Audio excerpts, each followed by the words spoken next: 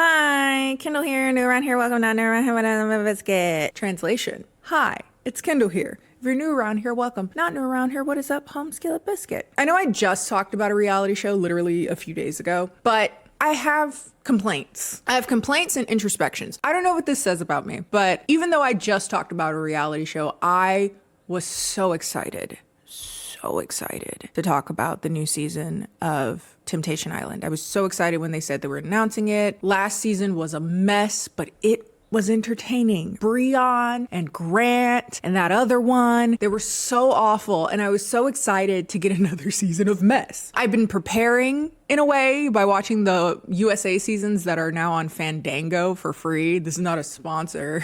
Just letting you know, Fandango essentially has their own Tubi where you can watch old stuff, just have to sit through some ads, which I kind of like. It gives me a time to play a little game on my phone, go to the bathroom, whatever. How we all come around, right? We don't know what we like until it's gone, you know? So I had been watching seasons and seasons of that, and that was some nigga shit. That was some ghetto shit, and I loved it. So I was so excited for season 2 Netflix version of Temptation Island. And I don't know what this says about me, but it wasn't messy enough. It just wasn't. It wasn't messy enough. I got the sense that some people were like growing, which yeah, I want as like a humanitarian, we are the world type of thing, but like I don't go to reality TV.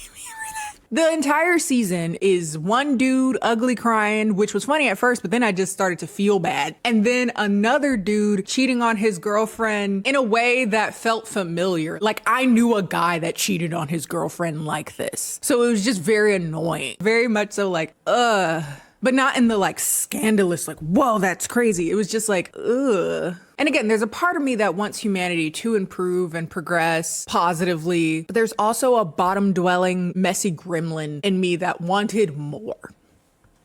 The season felt incredibly contrived, like they didn't have any mess, so the crew had to go around and try to make fetch happen. And I knew it was a bad season because my boyfriend liked it. He not as messy as me. He was like, oh, I feel like people by the end, you really got more clarity. I feel like people grew a lot. Nigga, what? Fuck you. Somebody throw a chair. What the hell? This was not giving what them niggas gave last season at all. And me really sitting there with myself like, I gotta look at the man in the mirror. Shout out to Michael. I saw the movie. It wasn't as bad as people talking about. It's really not that bad. It's just a concert. I was looking at the man in the mirror.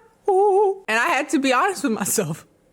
I'm a hypocrite. It's a hard pill to swallow because I do want things to be as ethical as possible on these shows. I want niggas to be safe. I want niggas growing, but I also want the mess. There's a very sensitive balance. I want to be entertained. I don't want nobody to get hurt physically. It's fuck island. It's cheat island. So I guess hurt is a part of it. I don't know. Again, I need more introspection time. This season sucked. Regardless of my internal ethical conundrums about that, the season sucked. It wasn't entertaining. I do think there were some moments that will inevitably be some good memeable moments. One nigga that would be like, I'm good. And immediately start crying. I don't know. He just like me for real. That's the shit I'd be doing. As a side note, this is a little ramble. Skip ahead if you don't care. For those of you that were in the comments because I said I was getting a home, I am notoriously known as the bitch that didn't want to buy a house. So I feel like I need to update y'all on why that has changed. Not that I need to, but I will because it's fun. I'm getting a home. And the final straw for me was that I realized that my rent had gone up over $500 over the course of the 5 years I'd lived here. And there was no stopping it. It will grow exponentially. And I don't own this apartment. And I said, well, fuck, for slightly more than the price y'all are charging me a month here, I can get a home. So it's like significantly bigger than this apartment. There'll be things I need to do and worry about, but once those are settled, this is a better idea. Honestly, this is a recession indicator. Get those buying a home. That's a recession indicator. Yeah, I'm not just going to exponentially raise my rent until the end of time. We're not doing it. I just can't. We're not doing it. But I will say that I've had several mini crash outs since we've gotten closer to the closing. Actually, I'm closing tomorrow as of filming this. So that's really exciting. But I had a mini crash out last week because I had another fucking meeting. There was something about them explaining to me all the doohickeys in the basement. Like they were telling me about filters, telling me about the irrigation system, and something about by the time they got to whatever a sump pump is, broke into tears. Yeah, broke into tears. I was like, I'm just a girl. What the fuck is this sump pump? I'm about to cry right now. What the fuck is that? They were like, yeah, you gotta clean it. I'm like, don't it have doo-doo?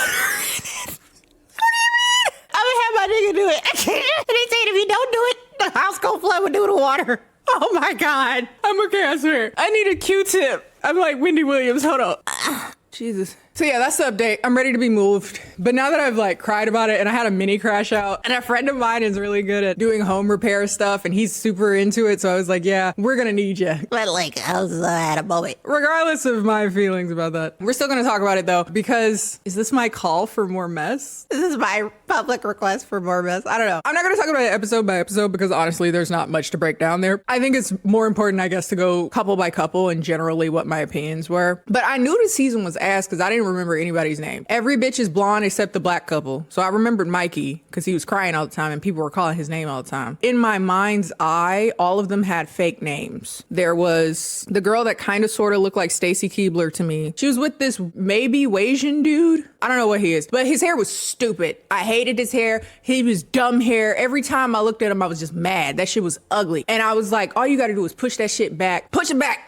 Lift it up just a little bit. And I think what made me mad is that you could tell a lot of work went into it to look like that. And that shit was pissing me off. There was a certain amount of time where me and my boyfriend were trying to figure out where his forehead starts. And we were wondering, is it a conspiracy? Like he don't have one, but I didn't know his name. Then there was this guy that was not Will Poulter and he was dating this very pretty big-eyed girl who really loved plunging necklines. Then it was these two. I don't know them at all. And then the black ones. But for the sake of this video and to make it easier for my editor to know who I'm actually talking about, I had to learn their names. So, but before I forget, let's send it over to Admiral Kenny to pay for my sump pump crash out. Hello everyone, this is Admiral Kenny and today's video is sponsored by Chime, America's #1 choice for banking. They lead the way in fee-free banking by being digital first, aka not having brick and mortar stores so that they're able to pass those savings on to members like you could be. There's so many benefits to being with Chime that help you save more money with their 3.75% APY, which for those of you that don't know, that's essentially like 9 times higher than the national average. So basically, if you add $10,000 into a savings account, you'll earn $375 a year, way more than the $39 you would earn. That could be a car note, some money for vacations, general savings, all while earning 5% cash back on a category of your choice. Gas, groceries, travel, you name it. Personally, I would pick groceries because they're very expensive and you gotta buy them a lot. Your money is safe and FDIC insured. So if you want to check out Chime, feel free to check them out below. And if you do, you can get a $100 bonus when you open a new Chime checking account. Big thanks again to Chime for sponsoring today's video. Now let's get on to the debauchery. For those of you unfamiliar with the premise of Temptation Island, it is a show that's been around for years, since the early 2000s, but has had several iterations on several different channels, and now it is now on Netflix, and this is the 2nd season on Netflix. It's essentially where 4 couples on the brink of breaking up, most likely because one or both of them have already cheated, come to an island to test their relationship. They come to Hawaii, I think, some island, and separate into 2 houses, and in said houses, they live with and date a bunch of sexy singles whose express purpose is to seduce, generally. But this season, I feel like there wasn't nearly as much explicit seduction or temptation, which was interesting. In fairness, last season I did bring up some ethical concerns I had about, like, what do they say to the tempters to get them to come on here that isn't pretty much like putting a bounty, like, lay that on so-and-so and get an extra $500. I don't know. I didn't know what was the incentive. What they would kind of say is that they're there looking for love.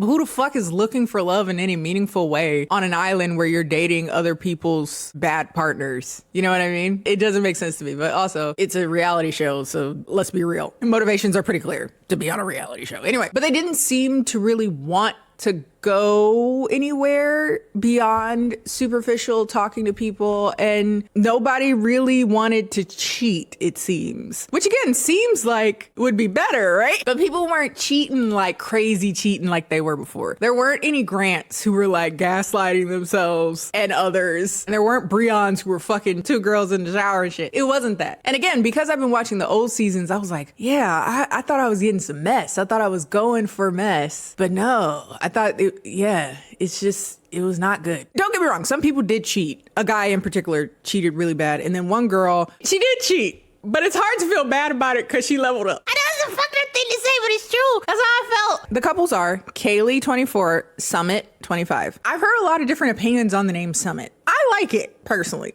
I think think it's cute. Like, you're at the summit. Like, I thought it was nice. They've been together for a year, kind of. They've been on and off. They've broken up and gotten back together because he's afraid of commitment.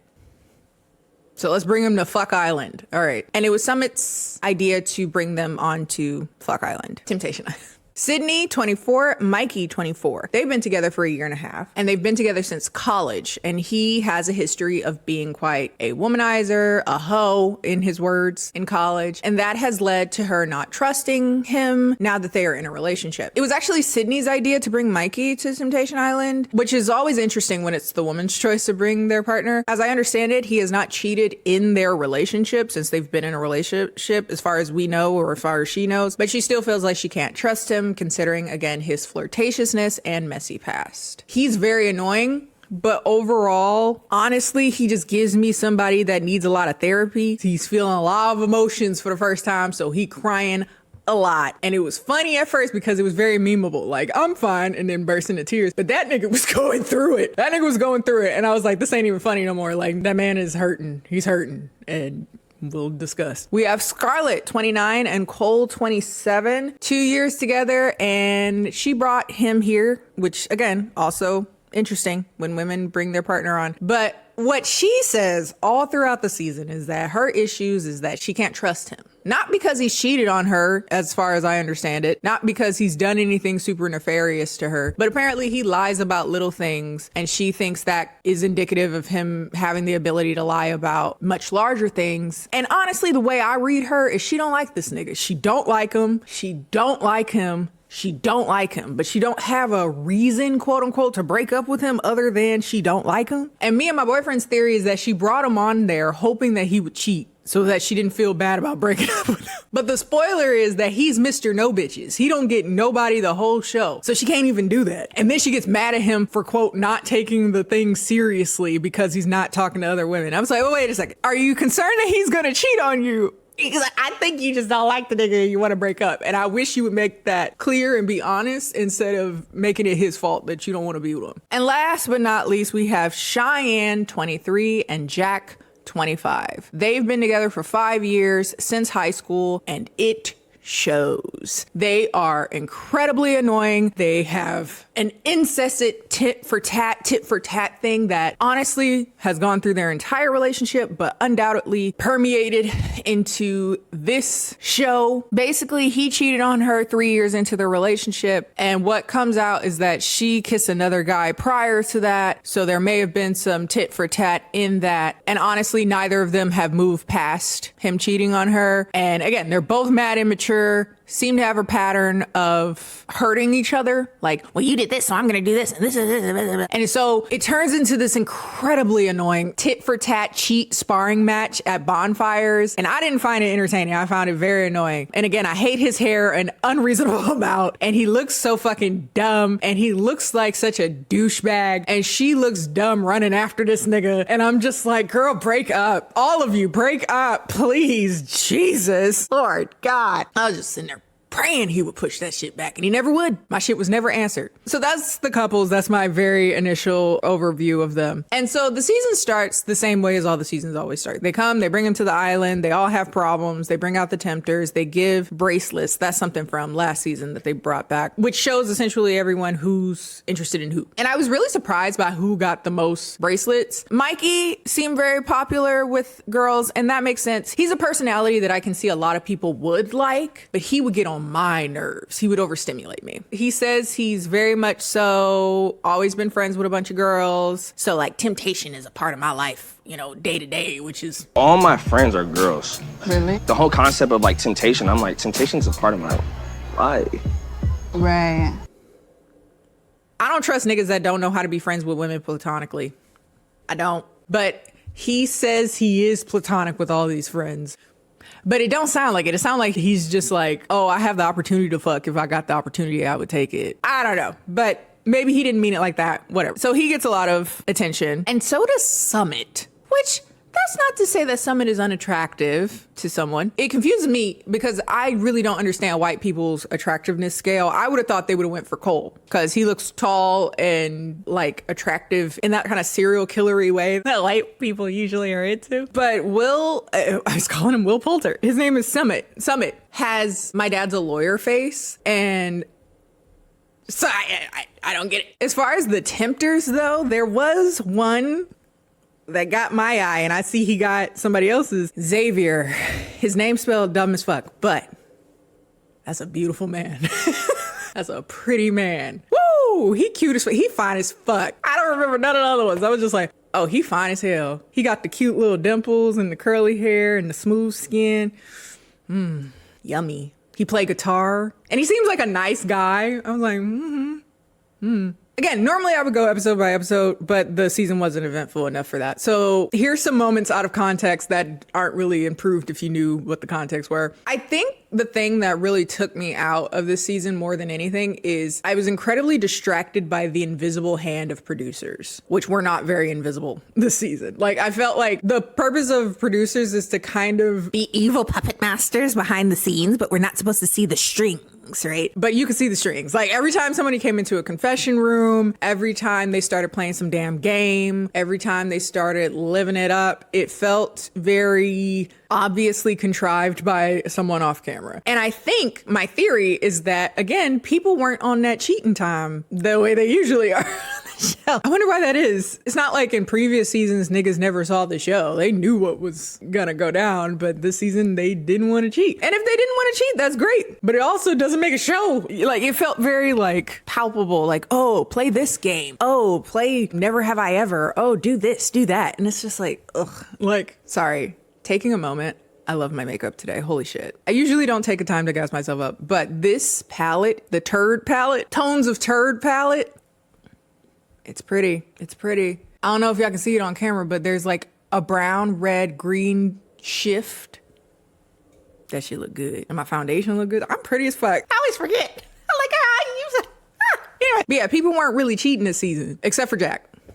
And I guess Cheyenne. And I guess technically Sydney. Yeah, Sydney. But I just don't feel bad for her because, like, look. Anyway, Cheyenne and Jack. Jack cheats on her pretty explicitly. He started making out with girls pretty quickly, with girls that I don't remember their name. Somebody's name is Carter. And then he makes out with at least 2 girls and has sex with at least 1. And then Cheyenne obviously has her entire life wrapped into this relationship. It's like pretty clear. So like the moment she sees him crossing boundaries, she's like, well, I'm going to get my lick back. So she ends up fucking or making out with or fucking this guy who I didn't catch his name. And every time they're on there, they're both so fucking insufferable. They remind me of like niggas that you knew in college that were dating, and you're like, please break up. Oh my God, break up with him. Break up with him. Break up with him. And they won't. So instead they come to you and tell you how I got back at him. I told him off. I made out with another guy. But have you broken up with him? No. So shut the fuck up. Don't come to me about what you did to I got back. Girl, leave him. And so they just go back and forth the way they always have their entire fucking relationship. He's over here like, well, she kissed another guy back before I cheated on her outside of the show. And then she's like, why did you tell everybody I kissed another guy? We weren't going to talk about that. He started making out with another girl and then saying that this other girl looks like her tastes like candy. He probably tastes like Candy Carter. Oh my God, he's fucked. Oh my God, he's fucked. Yeah, I do. Spice it up! She over there talking to another dude saying how he got a little dick. No, she didn't say he got a little. She said she was stuck with the same dick for 5 years and that he don't take her nowhere and he broke. And it's like, sounds like 2 niggas that don't like each other. Sounds like 2 niggas that don't enjoy each other's company but have been together since they were 18. So they're so codependent that all they do is do a bunch of tit for tat shit, and that shit is annoying. She's on her side being like, I just know he's over there with a bunch of bitches. And I'm just like, nigga, whew. Okay. And then he is cheating on her. He ended up cheating on her, having sex with at least 1 other girl. But at some point, I'm just like, I'm exhausted. Y'all both are so exhausting. And I'm getting war flashbacks to like niggas who were dating people that were fucking terrible. And I'm like, please break up. Nigga, I can't do this shit. And they seem like some niggas that will inevitably get back together. I don't give a fuck. They get to the final bonfire and they're like, no, we need to break up, blah, blah, blah. But they seem like the type of niggas that inevitably will get back together at least 1 more time. I hope not. Y'all seem bad for each other, and this seems exhausting, but damn. And that's my thoughts. They both annoying as fuck. But I hope both of them are better people separately, because they both look like they was crashing out the whole fucking show, but not in an entertaining way. Like, it wasn't entertaining. It wasn't like, I'm so hooked. It was just like, girl, dude, stop. Cole and Charlotte.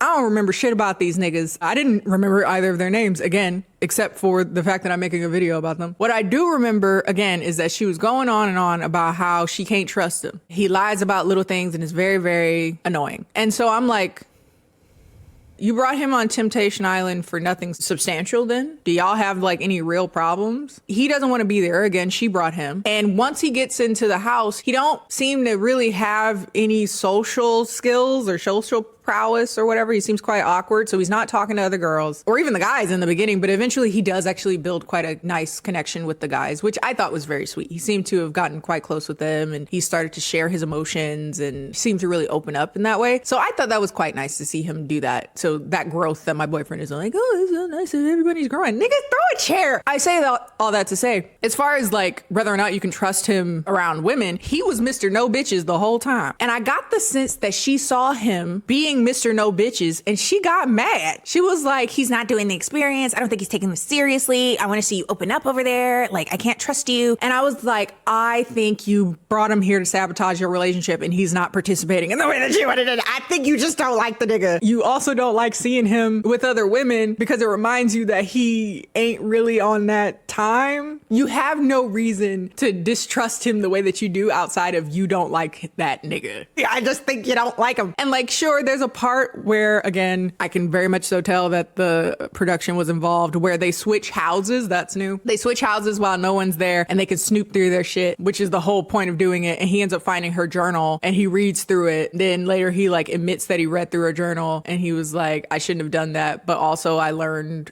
basically that she don't like me. That's what I understood. But okay, they end up breaking up at the final bonfire. You don't like him. I get the sense that you really don't like that nigga and you're trying to find reasons to not like him. And she ends up hitting off with another guy, but I don't think they get physical in any way. But they both leave alone. But last time I saw, they already back together, which is crazy because again, I don't think you like that nigga. But now I think she feels bad not being with him because he didn't do nothing wrong. But he don't have to do anything wrong. You can just not like that nigga. There's no crime in not liking that nigga.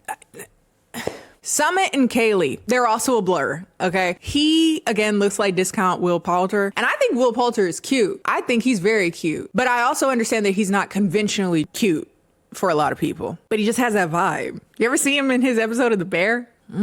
Buff, gingered. But they like this guy. A lot of people like this guy. And he has commitment issues. That's why they came in. Honestly, it's another couple that feels like they don't like each other. Specifically, I don't think he like her. And I think she don't like herself. And I think she probably didn't like herself prior to him, but he makes it worse. There was something that she brought up in a bonfire about him criticizing her body, which is crazy. Essentially saying really gross things about like, oh, you need to get to the gym. Oh, you too skinny now. Oh, your arms are too big now. Like really nitpicking her body. Also nitpicking how she feels about various things, how she feels about them not having a commitment, how she feels about all that stuff. And it's fucking disgusting. And honestly, I just wanted her to choose better for herself. Like she doesn't end up talking to any guys in like a deeper sense. Like she made friends there. And he made friends there. He doesn't like cheat on her or anything. But that notion of him being that type of personality put such a nasty taste in my mouth that even when he's like, oh yeah, because Mark brings it up at the bonfire about like him being very critical, especially of her appearance, which is crazy. The bitch is gorgeous.